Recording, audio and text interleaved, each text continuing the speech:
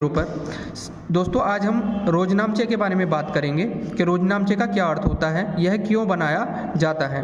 देखिए दोस्तों, हर एक व्यापारी ये चाहता है कि हमारे व्यापार में कितना लाभ हो रहा है या कितनी हानि हो रही है, इसका ज्ञान प्राप्त करना चाहता है। तो जितनी भी उसकी वर्ष भर में होने वाली ट्रांजैक्शन है, उनकी मदद से ही वह अपने व्यापार में होने वाले लाभ या हानि को ज्ञात करता है। और जितने भी लेन देन होते हैं उनको रिकॉर्ड करना जरूरी होता है, क्योंकि सारे के सारे जितनी भी ट्रांजैक्शंस होती हैं उनको हम अपने दिमाग में रिकॉर्ड नहीं कर सकते, इसलिए रोजनामचे की सहायता ली जाती है। तो आज हम रोजनामचे के बारे में पढ़ने वाले हैं। तो रोजनामचा या जर्नल प्रारंभिक लेखे की वह पुस्तक होती है जिसमें समस्त व्यापारिक लेन देनों का लेखा स्मरण पुस्तिका से तिथि एवं क्रम अनुसार किया जाता है। मतलब रोजनामचा जो होती है वो प्रारंभिक पुस्तक होती है। सबसे पहले जितनी भी ट्रांजैक्शन है वो सबसे पहले हम रोजनामचे में लिखते हैं, इसलिए इसको प्रारंभिक पुस्तक कहा जाता है। और इसमें जितने भी व्यापारिक लेन देन होते हैं, जैसे कि माल खरीदा, माल बेचा, वेतन दिया, ये बहुत सारे लेन देन हमारे व्यापार में होते हैं। 100-150 लेन देन भी हो सकते हैं।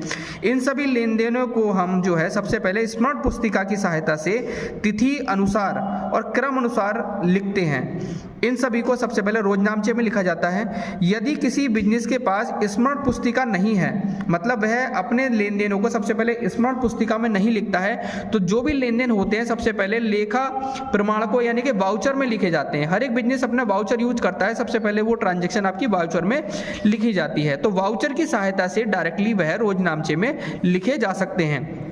यहाँ पर हमारा दूसरा प्रारूप है वह है जर्नल का प्रारूप। इसमें हमें फॉर्मेट ऑफ जर्नल सीखेंगे कि जर्नल का फॉर्मेट किस तरीके से बनाया जाता है। तो आपको दिख रहा होगा कि जर्नल के फॉर्मेट में आपको 1, 2, 3, 4, 5 कॉलम दिए हुए होते हैं। जर्नल का जो फॉर्मेट है वो 5 कॉलम में बनाया जाता है। इसमें सबसे पहला जो कॉलम होता है वो ईयर एंड डेट का होता है। दूसरा कॉलम पर्टिकुलर का होता है जिसमें एंट्री की जाती है। तीसरा कॉलम आपका LF का होता है जिसको लेजर फोलियो कहा जाता है, जिसको खाता वही पृष्ठ संख्या भी कहा जाता है। अगला कॉलम आपका अमाउंट यानी कि डेबिट अमाउंट होती है। और नेक्स्ट कॉलम जो 5वां कॉलम होता है वो आपका अमाउंट क्रेडिट का कॉलम होता है। इसमें क्रेडिट वाली अमाउंट लिखी जाती है और इस कॉलम में आपका डेबिट वाली अमाउंट लिखी जाती है।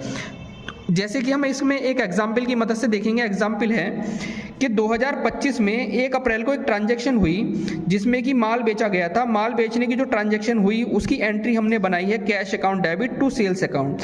इसमें कैश अकाउंट को डेबिट किया गया है और सेल को क्रेडिट किया गया है, ठीक है। और इसकी जो भी अमाउंट है वो 2 जगह लिखी जाती है, एक तो डेबिट में और दूसरा क्रेडिट में। तो कैश के सामने कैश को हमने डेबिट किया है इसलिए डेबिट के कॉलम में 50,000 रुपये लिखे हैं, और क्योंकि सेल को हमने क्रेडिट किया है इसलिए क्रेडिट के कॉलम में हमने 50,000 रुपये लिखे हैं।